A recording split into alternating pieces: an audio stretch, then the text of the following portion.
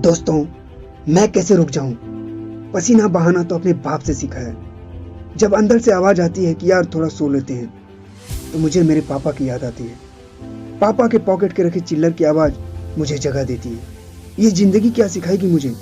मेरी जिंदगी के पहले टीचर तो मेरे पापा थे और पापा हैं, और मैंने उन क्लासों को अच्छी तरह सीखा है।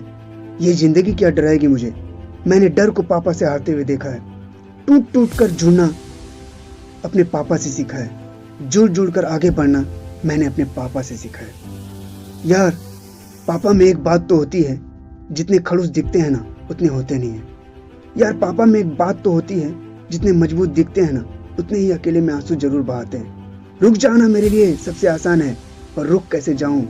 मेरे पापा के पसीने की बूंदें टपक रही है।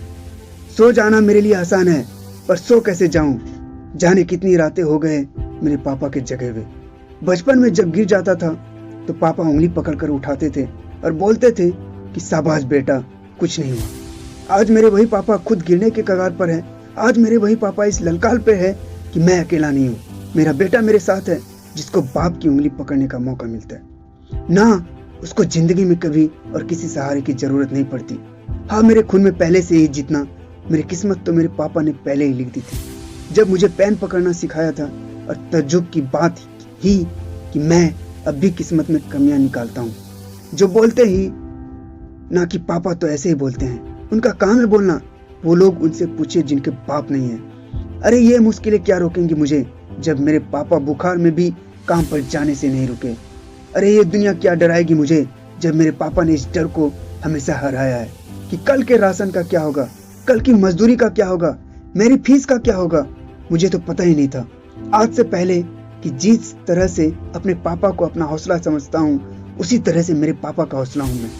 क्योंकि वो हर दिन इस हिम्मत से काम पर जाते हैं कि मेरा बेटा पढ़ रहा है ना, वो बड़ा हो रहा है ना, और मैं देख क्या रहा हूँ यहाँ। जिस भगवान ने, जैसे बाप ने मेरी किस्मत लिखी, उसी की कीमत में कांटे लिख रहा हूँ मैं देख क्या रहा हूँ। जिस इंसान को बचपन में देखकर, किसी भी पत्थर को, किसी भी गड्ढे को देखकर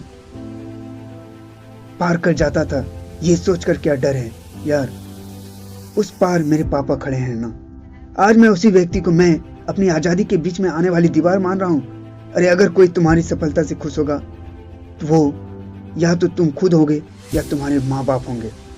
मैं उनका दर्द समझ सकता हूँ जिनके पापा नहीं है। इसलिए फिक्र मत करना मेरे दोस्त, तुम वो बनना जो तुम्हारे पापा अपनी जिंदगी में कभी नहीं बन पाए, लेकिन उस जगह पर तुम्हें हमेशा देखना चाहते थे। और अगर यह भी नहीं पता कि वो तुम्हें क्या बनता हुआ देखना चाहते, तो मैं बताता हूँ, सिर्फ और सिर्फ मेहनत करके सफल होने वाला एक इंसान, इसे हर उस व्यक्ति और स्टूडेंट के पास जरूर पहुंचना चाहिए जो तमाम मुश्किलों के बाद भी कुछ बड़ा करना चाहता है, अपने माँ बाप का नाम रोशन करना चाहता है। मेरे दोस्त, इस मोटिवेशनल स्पीचेस को मैं अपने इस चैनल पे इसलिए डाला कि हर माँ बाप वो चाहता है कि मेरा बच्चा बड़ा होकर मेरा नाम रोशन करे।